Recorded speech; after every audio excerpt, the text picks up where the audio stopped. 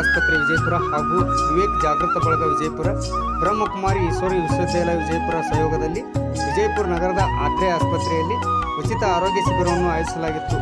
ಶಿಬಿರವನ್ನು ಉದ್ಘಾಟಿಸಿ ಮಾತನಾಡಿದ ನೇತ್ರ ತಜ್ಞರಾದ ಡಾಕ್ಟರ್ ಗುರುರಾಜ್ ಕುಲಕರ್ಣಿ ಅವರು ಮಾತನಾಡಿ, ಆರೋಗ್ಯವೇ ಭಾಗ್ಯವಾಗಿದ್ದು ಮನಸ್ಸು, ಯೋಗ, ಧ್ಯಾನ, ವಾಯು ವಿಹಾರದೊಂದಿಗೆ ಮನಸ್ಸು ಶಾಂತಗೊಳಿಸಿ ಆರೋಗ್ಯದ ಜೀವನವನ್ನು ಸಾಗಿಸಬಹುದಾಗಿದೆ ಎಂದರು. ಕಾರ್ಯಕ್ರಮದಲ್ಲಿ ಹೃದಯ ತಜ್ಞರಾದ ಡಾಕ್ಟರ್ ದೀಪಕ್ ಕಡೇಲಿ, ಅರವಳಿಕೆ ತಜ್ಞರಾದ ಡಾಕ್ಟರ್ ಪ್ರಶಾಂತ್ ಕುಲಕರ್ಣಿ, ದಂತ ವೈದ್ಯರಾದ ಡಾಕ್ಟರ್ ಸ್ಮೃತಿ ಕಡೇಲಿ ಹಾಗೂ ಮನೋಹರ್ ಜೋಶಿಯವರು ಉಚಿತ ಆರೋಗ್ಯ ಶಿಬಿರ ನಡೆಸಿಕೊಟ್ಟರು. ಈ ಸಂದರ್ಭದಲ್ಲಿ ಬ್ರಹ್ಮಕುಮಾರಿ ಈಶ್ವರಿ ವಿಶ್ವವಿದ್ಯಾಲಯದ ಬಿಕೆ ಸುರೇಖಾ, ಬಿಕೆ ಸಂಗೀತ್, ಬಿಕೆ ಕವಿತಾ, ಬಿಕೆ ಗಂಗಾಧರ್ ಹಾಗೂ ವಿವೇಕ್ ಜಾಗೃತ ಬಳಗದ ಮಹಾದೇವ್ ನಿಂಬಾಳ್, ಜ್ಯೋತಿ ನಿಂಬಾಳ್, ಅಪ್ಪು ಸುರೋಳಮಠ್ ಹಾಗೂ GR ಕುಲಕರ್ಣಿ, ಮಂಜುನಾಥ್ ದಡ್ಡಿ ಉಪಸ್ಥಿತರಿದ್ದರು. ಉಪನ್ಯಾಸಕರಾದ ಮಹಾದೇವ್ ನಿಂಬಾಳ್ ಕಾರ್ಯಕ್ರಮ ನಿರೂಪಿಸಿ ವಂದಿಸಿದರು.